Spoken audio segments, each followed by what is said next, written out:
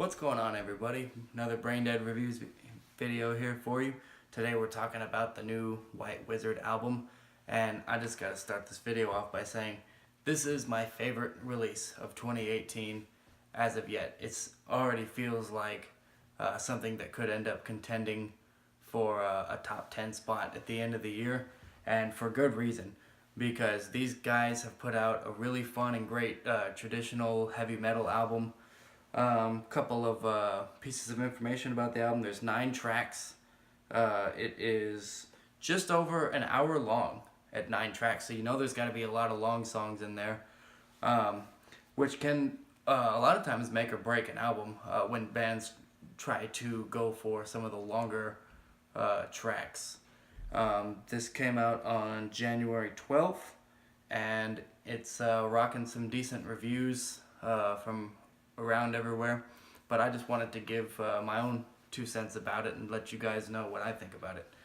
We immediately get a feeling of Judas Priest, Holy Grail, lots of traditional heavy metal bands like this, and they do it in their own way.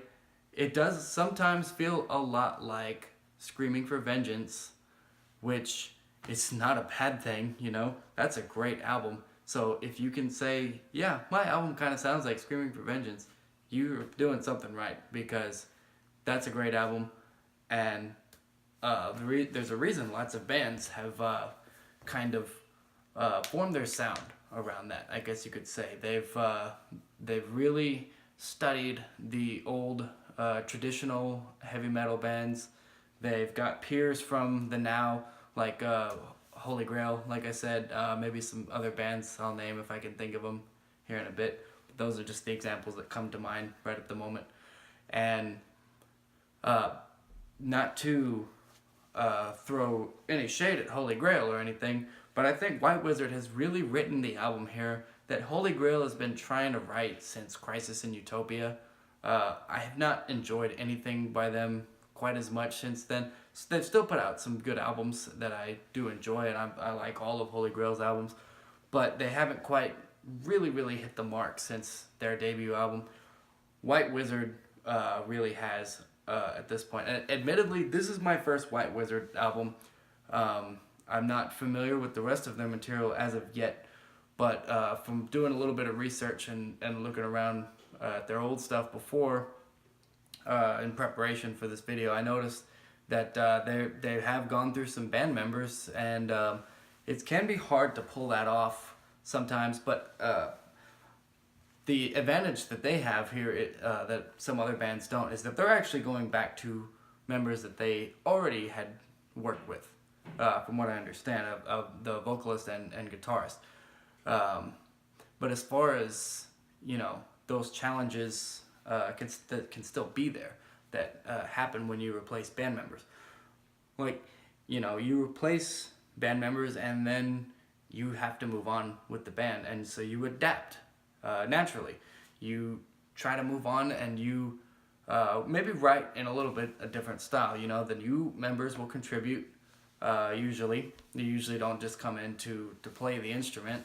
Sometimes that's the case, but not usually. Usually, new members will actually contribute music. So bands move on. They try to write to the best of their ability with what they've got, and there's a natural evolution there. That can even happen when going back to old members as well. It can be hard to kind of, you know, try to put everybody back together and go, okay, let's try to recreate the magic we had before. Can you do it?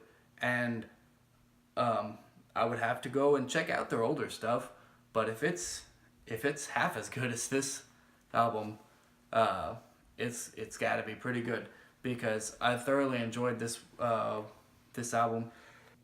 The track lengths order are very interesting. You know, a lot of times, if you're gonna do long songs and that's not like your bread and butter, or, you know, expected of every track, usually bands will have, you know, maybe one at the beginning, and more often than not one to be the closer.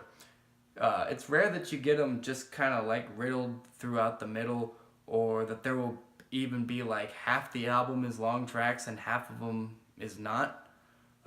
So that was different. This is not a bad thing. I thoroughly enjoyed every track on this album. It was just felt very different. That as I'm listening to it, I'm going, well, we started with a couple of normal length tracks, anywhere from 4 to 5 minutes, and then we get a string of a little over 8 minutes, a little over or 9.5 minutes, and 8.5 minutes. 3 tracks in a row that make up, what is that, 25 minutes of the album, just in 26 by the time you throw the seconds on there. In 3 tracks, that was quite a bit to throw in there, just 3 in a row. And then it goes back to a little bit shorter, and then for the finale, they've got the longest track on the album, which is 11 minutes in length. If I had to pick some absolute favorites from it, I really enjoyed Chasing Dragons. That one was a lot of fun. That's probably my favorite one. Maybe Cocoon might be my favorite track on the album. One thing I really liked that they did, I guess the singer, like I said, was one of the members that they had replaced, and then he came back for this one. Boy, I can't imagine that anybody had filled his shoes and really and truly done him justice and done this band justice, and all the fans fully replacing him, because God, his vocals can soar up there with the best of them. He hits some notes on this album that are just so high. It's almost to the point where it could become gimmicky. Now, what do I mean when I say gimmicky? Well, they could throw it in there in places where it kind of doesn't really fit. They just really shoehorn it in and force it.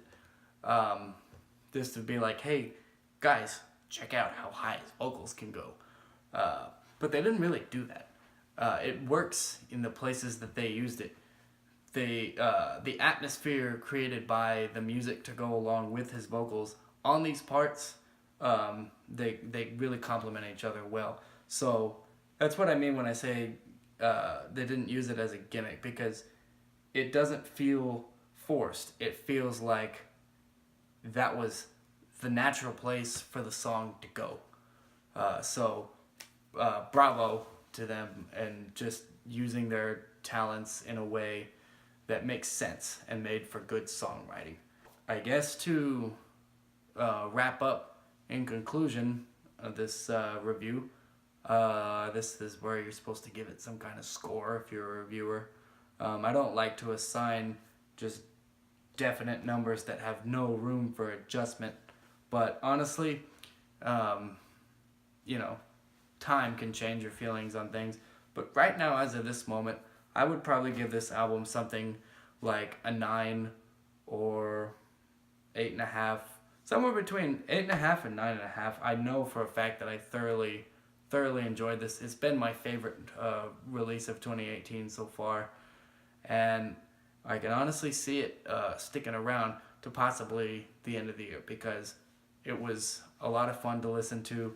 Great traditional heavy metal album, and that's all I have to say about it. So I think you guys should listen to it. I'll have links below so that you can check it out for yourself, and of course you can just search White Wizzard on Spotify or whatever streaming service you want, or if you like using YouTube, I'll have a convenient link for you down there, so you can just go right to it from this video. And you should subscribe to my channel, because I'm gonna keep having reviews coming out, as well as other really fun videos that I've got planned out. I'm really excited. I'm gonna be having other people on the channel with me if all goes as planned. So it's gonna be a lot of fun.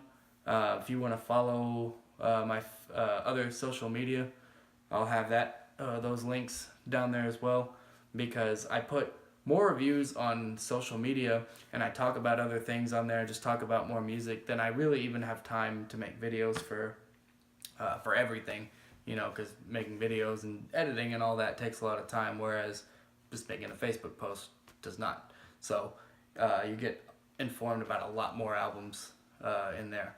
So follow along down there as well if you want more reviews, and I will see you guys in the next video.